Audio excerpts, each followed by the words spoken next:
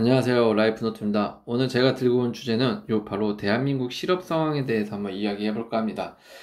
대한민국의 이 실업 상황이 오늘 내일 문제는 아니라는 걸 다 알고는 있을 겁니다. 하지만 갈수록 점점 더 심해지고 있고, 캥거루족도 늘고 있고, 결혼을 안 하는 사람들도 더 많아지고 있고, 결혼을 하더라도 이 자녀를 안 낳는 딩크족도 늘어나고 있는 이유들이 모두 이 실업 상황과 연관된 문제라고 생각을 합니다. 청년들은 대체 노는 걸 좋아해서 쉬고 있는 걸까요? 아니면 다들 어디 가서 뭘 하고 있길래 취업을 안 해서 대한민국의 실업 상황을 나쁘게 하는 걸까요? 이 부분에 대해서 한번 이야기해 보도록 하겠습니다. 자, 2024년 12월 기준으로 대한민국의 실업률 약 3.7%, 전월 대비해서 2.7%에서 3.7%로 상승한 수치라고 합니다. 그러니까 24년 11월은 2.7%인데 한 달 만에 1%가 상승한 수치죠. 매우 높은 거죠. 이러한 상승은 많은 요인들이 있겠죠. 이 정치적 이슈 상황, 그리고 경제 심리가 위축이 됩니다. 정치적으로 불안정하면 다 자연스럽게 위축이 되는 거고, 정부 고용 프로젝트들이 많이 종료됩니다. 예를 들어서 어떤 프로젝트 같은 거 있죠. 지금, 내일 채용 공제 같은 경우에만 하더라도, 3년형, 5년형이 있었지만 5년형이 없어지고, 이제 3년형, 그리고 금액이 더 줄어들면서, 이런 것도 있어요. 그러니까 꼭 이것만 놓고 보자는 건 아닌데, 정부에서 고용하고, 아니면 무언가, 실업을 이제 중단하고, 취업을 그리고 지금 현재 고용 상태를 유지하기 위한 이런 프로젝트들이 많은데, 정부적으로도 이런 요인들이 많이 없어지면서 실업률을 증가시키고 있는 요인들 중에 하나다, 이렇게 볼 수가 있고요. 24년 그렇다면 전 세계 실업률이 몇 프로냐? 5%대입니다. 저희의 대한민국은 몇 프로라고 했죠? 앞으로 3.7%라고 했죠. 별로 차이가 안 납니다. 그만큼 대한민국의 실업률이 큰 상황인데, 25년도에는 이제 시작이 됐는데 이와 같은 수준이 똑같게 이어지거나 1% 정도? 1% 안팎으로 좀 더 높아질 가능성이 많다고는 하네요. 자, 한국의 청년이라고 한다면 보통 15세에서 29세까지를 나타냅니다. 그래서 한국의 청년 실업률이라고 할 때 이 15세에서 우리는 보통 청년이라고 하면 잘못 알고 계신 게 20세 성인부터라고 생각을 합니다. 아닙니다. 15세부터 비교적 빠른 나이부터 29세까지를 통계로 놓습니다. 그렇기 때문에 실업률은 일반 실업률보다 좀 높은 상태입니다.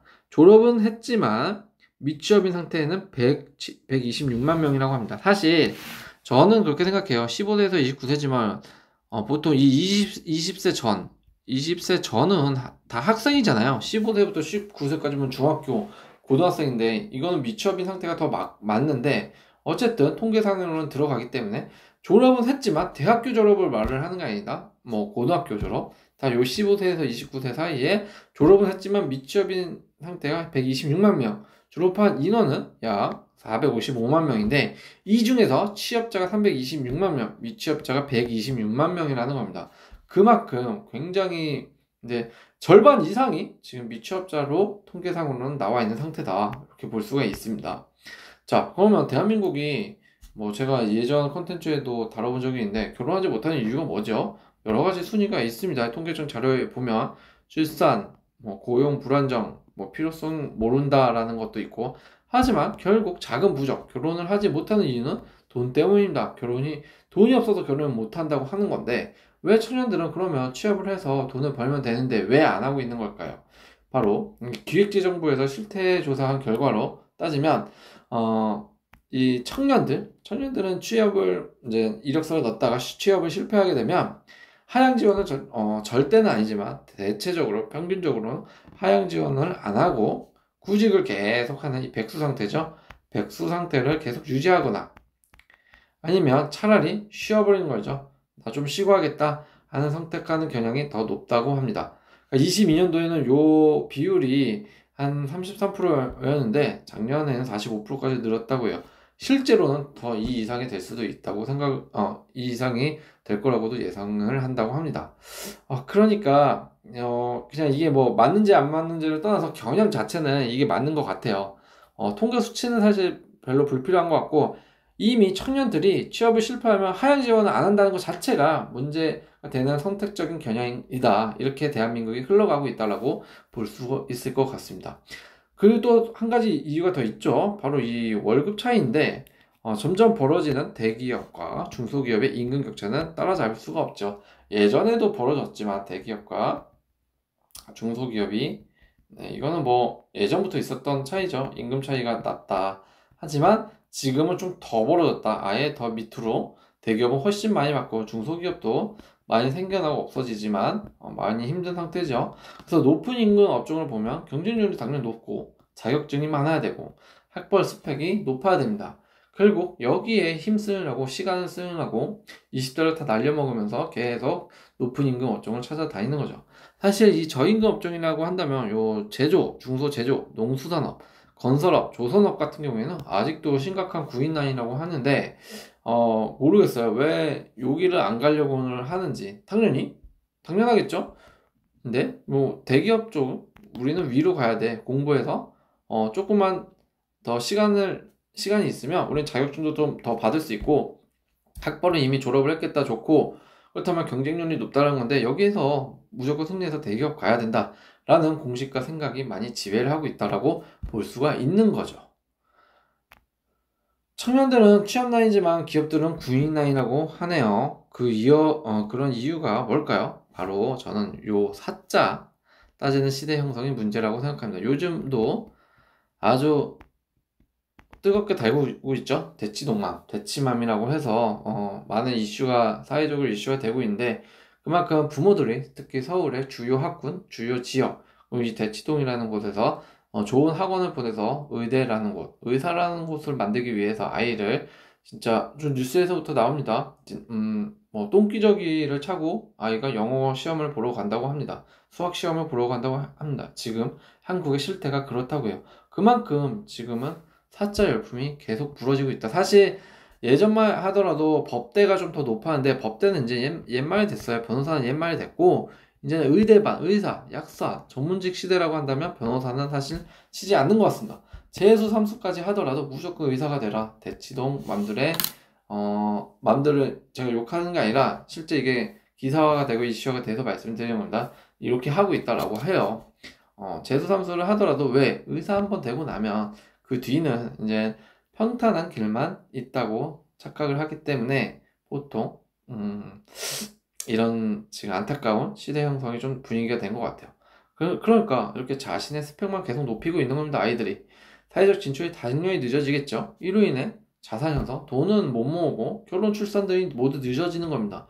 이러니까 출산율도 하락하게 되는 거고 그리고 딩크족도 많이 나타나는 거고 어쩌면 결혼도 못한 싱글이 많이 생겨나고 있는 이유인 거죠. 독거노인이 많아지고 있는 이유 중에 하나라고 저는 생각이 듭니다. 자, 대한민국이 잘 생각해보면 제조업으로 일어났다고 해요. 제조업 국가로 불리고도 있죠. 하지만 알고 보면 이 실체는 대부분의 고용은 서비스업에서 이루어진다는 점. 서비스업의 고용 비중을 놓고 보면 90년대, 2000년대, 10년 단위로 놓고 보면 점점 높아졌습니다. 2020년대는 약 70% 이상. 그러니까 70% 이건 뭐 절반 이상인 거죠. 100개 중에 70개죠. 뭐 10개 중에 7개죠. 그러니까 이 서비스업이 대부분 100명 중에 70명이 서비스업으로 고용이 되고 있다. 이렇게 좀 볼 수가 있을 것 같아요. 문제는 이 서비스업으로 고용 비중을 채워도 고임금이 부담이 불가능한 게 문제라는 거예요. 이게 바로 유럽과 외국과 차이죠. 네. 외국과 유럽은 고임금 부담이 됩니다. 서비스업으로 고용이 돼도. 하지만 우리는 안 돼요. 서비스업 대비 노동 생산성을 보면 미국이 12만 달러고요. 유럽은 8에서 7만 9천 달러. 일본은 OECD 평균에 조금 못 미치긴 하지만 어쨌든 7만 4천 달러. 한국은 6만 4천 달러입니다. 한참 못 미치죠. OECD 평균에. 그만큼 우리나라가 서비스업 대비 세계적으로 봤을 때 서비스업 대비 노동 생산성이 굉장히 떨어지는 나라다라고 볼 수 있다라고 하는 겁니다. 자, 우리나라의 서비스업의 많은 비중이 보통 도소매, 숙박, 음식업의 세계 주요 국가들에 비해 높다고 해요. 일본이 1%만큼 거의 우리랑 비등비등하죠. 거의 비슷한데 어쨌든 일본이 높고 그 다음에 우리 한국입니다. 이탈리아, 영국 같은 경우에는 점점 유럽 같은 경우에는 저희보다 더 떨어지는 추세입니다. 그러니까 우리나라는 자영업이 굉장히 많습니다. 서비스업이더라도 사실 대기업의 서비스업이 많아야 되는데 숙박, 음식업, 도소매 이분들의 물론 이분들도 많이 생겨나면 여기에 따르는 고용 인구가 늘 수야 있겠죠. 하지만 대기업에 비하면 현저히 적을 거고 당연히 고임금으로 부담을 할 수는 없는 겁니다. 그러니까 결국 우리나라는 제조업으로 일어난 것 같지만 사실 서비스업 한참 못 미치는 이 서비스업이 절반 이상을 차지해서 고용을 높이고 있다. 그런데 사실 이 서비스업에 고용을 높이고 있는 임금의 차이는 굉장히 낮다. 그러니까 우리나라는 역으로 말하면 이 R&D형 서비스업이 많이 부족하고 고임금을 부담해 줄 수 있는 서비스 형태가 극히 없기 때문에 외국과 차이가 나고 있는 거다라고 좀 볼 수가 있는 겁니다. 자, 21년도 글로벌 유니콘수 비율을 조사해보면 이게 이제 대표적 R&D 서비스업 형태입니다. 핀테크 산업. 미국에는 51%, 영국은 11%, 한국은 1% 있다고요. 한계가 있는데 이게 핀테크 산업에 한국 기업에 한계가 있다라고 보면 돼요. 약 4년 전에. AI 산업 같은 경우에는 한국은 0% 하나도 없다고 합니다. 그러니까 한국은 생산성이 낮은 산업들로만 계속 이루어져 있는 상태라고 볼 수가 있는 거예요. 생산성이 높아야 고임금을 좀 부담해 줄 수 있는데 그런 게 없다. 서비스업 중에 지금 혹시라도 제 말을 들으면서 서비스업이라고 하면 단순히 우리가 음식에서 식당에서 알바처럼 이 서빙을 하는 그런 지식으로만 상식으로만 받아들여서는 안 된다. 서비스업은 굉장히 넓은 스펙트럼으로 받아들일 수 있어야 되는 거기 때문에 단순히 음식에서 서빙하는 정도의 서비스업을 말씀드리고 있는 게 아닙니다. 자, 대한민국 IT 기업의 변천사를 한번 볼게요. 2000년대에는 카카오, 네이버, NC소프트 등 다양한 기업들이 쭉쭉쭉쭉 치고 올라왔죠. 10년 후에는 새로 생긴 공룡 기업들 많이 생겼죠. 쿠팡이 공룡처럼 등장합니다. 하이브도 만만치 않게 엄청 커지면서 그에 의해서 이제 IT 기업들이 토스, 배달의 민족, 야놀자 이런 업체들이 많이 생겨나고는 있어요. 그런데 많이 부족하다. 굉장히 심각할 정도로 결국 많은 인력과 고임금을 부담할 수 있는 서비스업 형태의 회사들은 네이버, 카카오 정도가 아닌가. 쿠팡은 요즘 엄청나죠. 요즘 엄청난 흑자를 자랑하고 있는데 이런 회사가 사실 우리나라에 진짜 계속 생겨야 돼요. 그래야지 이제 우리나라에서도 다양한 고임금의 이런 서비스 형태를 부담할 수 있는 기업들이 많아지는 거고 이래야 고용이 늘어나고 고용이 늘어나야 이제 국민들의 생활 수준이 높고 GDP가 높아지고 그리고 소비도 많이 늘어나고 그래야 결혼도 하고 아기도 낳고 다 연쇄작용이 되는 겁니다. 그런데 이런 게 불과 한국에는 몇 개 없다. 일본 같은 경우에는 시가총액 한 20개국 정도로 놓고 보면 한 8개에서 9개 정도 돼요. 서비스업 분야의 회사들이 닌텐도부터 시작해서 우리가 알고 있는 몇몇 일본 소니 이런 기업들까지 해서 다 서비스업 고임금을 부담할 수 있는 이 R&D 서비스업 기업들이 굉장히 많습니다. 근데 한국은 한 3, 4개 정도뿐이 되고 있는 상황이다. 되지 않는다. 그러니까 이게 더 늘어나야 되죠. 우리도 8개가 아니라 진짜 10개, 20개 정도 서비스업을 부담하는 그런 기업들이 대한민국의 IT 공룡 기업들, 이런 고부가 가치를 좀 창출할 수 있는 고임금 형태를 부담할 수 있는 이런 IT 기업, 제조업이 아니라 서비스업 형태, R&D 서비스업 형태의 기업들이 많이 늘어나야 된다라는 겁니다. 대한민국의 산업구조는 세계 국가대가 이런 걸 좀 따져봤을 때 많이 다르고 따라갈 수가 없는 구조예요, 사실. 물가는 분명히 고물가 수준이고, 그리고 라이프 방식도 선진국을 따라해서 이미 선진국 라이프 방식으로 이제 진입하고 있는데, 우리나라의 GDP는 35,000달러 수준이라고 합니다. 사실 이것보다 더 필요하죠. 어떻게? 아까 같은 그런 공룡 기업들이 계속 나타나야지 이 이상이 됩니다. 상위 10대 재벌 기업들의 매출이 알아보니까 명목 GDP의 35,000달러의 약 60% 이상이 견인한다고 해요. 물론 통계가 조금 옛날 자료이긴 하지만 17년, 21년도에만 놓고 보더라도 60% 이상이라고 합니다. 지금은 더 하면 더 했지 덜 하진 않습니다. 그러니까 우리는 모두 요 10대 대기업을 알고는 있어요. 그런데 누구나 다 10대 기업을 갈 수는 없다. 그러면 결국 GDP가 늘 수 없는 원인 중에 하나죠. GDP라는 거는 명목 GDP는 딴 것도 다 따져봐야 되지만 사실 10대 재벌 기업들이 이미 60% 이상 견인했다라는 거는 그 나라의 이건 평균을 높이는 거니까 사실 그 나라의 그렇게 소득 수준이 높다라고 볼 수는 없어요. 너무 뭐라고 할까요? 좀 치우쳐 있다? 네. 치우쳐 있다라고 볼 수 있는 거예요. 그러니까 치우쳐 있다라는 거는 요 상위 피라미드로 따졌을 때 요 상위에 치우쳐 있으니까 소득이 당연히 여기에서는 평균이 높아지고 GDP가 높은 것처럼 보이지만 사실 요 밑은 굉장히 GDP가 낮은 상황이다. 그렇기 때문에 당연히 고임금의 서비스업을 받아주는 기업도 없을 뿐더러 취업을 할 수 있는 이런 고임금으로 취업을 안 하려고 하는 거죠. 결국 우리 청년들이 취업을 안 하고 계속 선택적으로 무기한 백수 상태를 유지를 하거나 아니면은 하향 지원 없이 계속적으로 공부를 하면서 20대를 보내고 있다라고 볼 수 있는 거죠.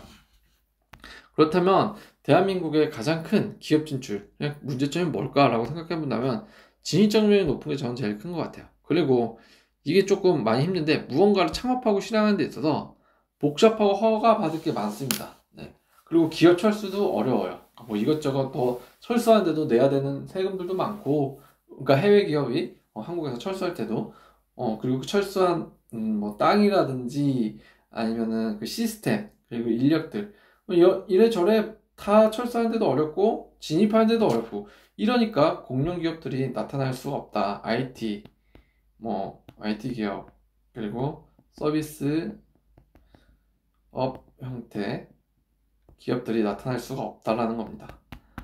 이런 게 좀 자유로워지고 커져야 되는데 근데 이런 기업들이 그럼 왜 또 못 나오냐? 보세요. 외국인 같은 경우에는 창업을 20대 젊은 층이 주도를 한다고 합니다. 근데 한국은 30대, 40대 직장 생활 하다가 이제는 더 이상 정년에 못 이겨서 아니면은 회사가 눈치를 줘서 이제 나가야 될 것 같아서 직장 생활을 하다가 안 되겠다 싶은 아저씨들이 주도를 하고 있는 겁니다. 무엇을? 창업을, 치킨집을, 네, 짜장면집을 뭐 다 하고 있습니다. 그런데 사실 놓고 보면 창업은 20대부터 하는 게 맞는 것 같아요. 하지만 20대들은 하지는 않습니다. 왜냐? 밑바닥부터 시작하기 싫어하죠. 시작할 수는 없다고 생각을 합니다. 더 공부해서 위에서부터 시작해야지 위에 진입을 해서 윗단계 피라미드 윗단계에서 시작을 해야 밑에 안 내려가고 잘 살 수 있다. 결혼까지 할 수 있다라고 생각을 하기 때문에 웬만한 20대들은 잘 시도를 하지 않고 도전하지 않는다. 결국 창업은 뒤늦게 하게 된다. 하지만 창업을 계속 해보고 기업들, 업체들이 계속 100개, 1000개, 만개, 10만 개씩 나와야 그 중에 한두 개, 10개, 뭐 이런 비율로 공룡기업, 큰 기업, 이런 게 나타나지 않을까 저는 그런 생각을 합니다. 그렇기 때문에 저는 20대 분들이라면 좀 무서워하지 않고 좀 주도적으로 창업을 해보시는 것을 좀 추천을 해드리고 응원하고 싶습니다. 대한민국의 취업시장에 문제적 정서가 있죠. 한국 고등학생들은 모두 의대 가기를 희망합니다. 이건 앞서 계속 반복하는 문제지만 굉장히 큰 문제입니다. 의대 한번 붙고 나면 평생 먹고 살 수 있을 뿐만 아니라 고임금의 최고 대우를 받으면서 살아가는 삶이 보장해지기 때문에 고등학생들은 모두 의대 가기를 희망한다고 해요. 아주 예전에는 법대랑 교육대 이런 데를 좋아했어요. 선생 되거나 아니면 뭐 변호사 되거나. 하지만 이제 완전히 바뀌었죠. IT 무조건 이제 문과는 필요 없다. 이과를 가서 의대를 가거나 아니면은 컴퓨터 IT 쪽으로 가야 된다. 그래야 미래 내가 살아갈 수 있다. 뭐 먹고 살 수 있다. 이런 식의 주도 교육이 있는 것 같아요. 그리고 세뇌 교육이 좀 사회적으로 있기 때문에 이런 현상이 좀 나타나는 게 아닌가. 그러니까 취업 시장 자체적으로도 정서가 이런 문제가 있기 때문에 지금 젊은이들이 취업을 안 하고 있는 게 맞다. 모두가 의사가 되는 시대 또한 저는 바람직하지는 않다고 생각해요. 고부가 가치 산업이 좀 성장을 해주고 의사도 나와야 되죠. 의사도 분명 좋은 거고 필요한 산업이고 필요한 인력들이 있습니다. 하지만 제가 말하는 이 모두가 의대 가기를 희망한다는 게 문제라는 거는 안 되는 사람도 어떻게든 붙잡고 의대를 가려고 하는 게 문제다라는 거예요. 당연히 내가 전국에서 1, 2등 하는 사람이다. 그럼 의대 가고 싶으면 가야죠.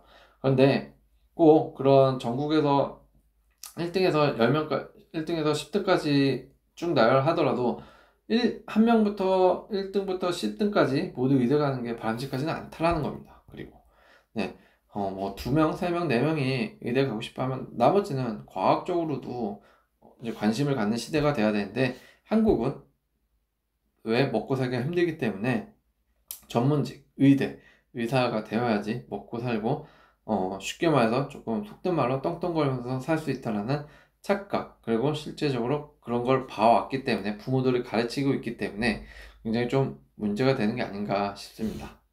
이런 게 사실 가장 기본적으로 없어져야지 맞는 거죠. 대한민국 사회가 이제 전문직 직업에 대한 지나친 보상 심리가 큰 게 문제예요. 보상 심리가 없어지지 않으면 취업 시장은 비슷할 거예요. 그러니까 전문직 직업에 대한 보상 심리가 저는 아예 없어지면 안 되죠. 왜냐면 그러면 누가 또한 의사를 하려고 하고 누가 변호사를 하려고 할까요?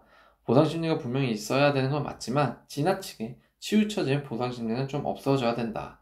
빅테크 같은 공룡 기업들이 계속적으로 탄생하고 해외 기업들이 많이 국내에 진입하고 또 전문직 축에 대한 보상 심리가 조금은 좀 줄어들지 않을까 저는 싶어요. 그러니까 쉽게 말하면 아까 같은 우리는 지금 좀 안타까운 게 네이버, 카카오, 네, 쿠팡 요 정도뿐이 나열을 하지 못한다는 게 저는 매우 아쉽습니다. 여기에서 파생되는 인력 인원수가 몇 명이지만 대략적으로 따져봐도 답이 나올 거예요. 이게 3개일 때랑 10개일 때랑 20개일 때랑 적극적으로 정부에서도 많이 도와줘야 되고 기업들도 적극적으로 진출하고 알아보고 해서 뭔가 국내에서 부가가치를 창출하고 인력을 좀 늘릴 생각을 할 수 있는 그런 기업들이 계속적으로 좀 나와줬으면 좋겠습니다.